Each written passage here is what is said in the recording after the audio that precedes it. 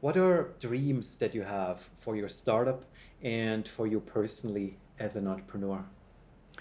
So let's start with the startup.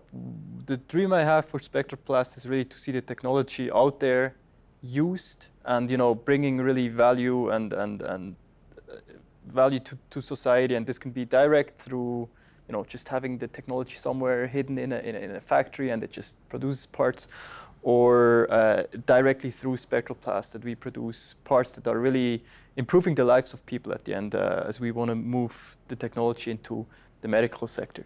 That's really the big dream I have for Spectroplast. But then as an entrepreneur, what's even more important to me is also to have, to build up a team with a culture that is really eager to, well, that is just, happy to be part of this story. And this is something that I look for when we hire new people.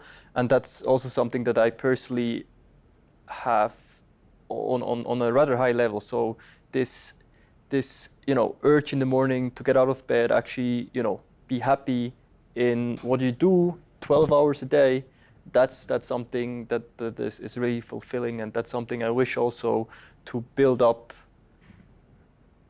in a team.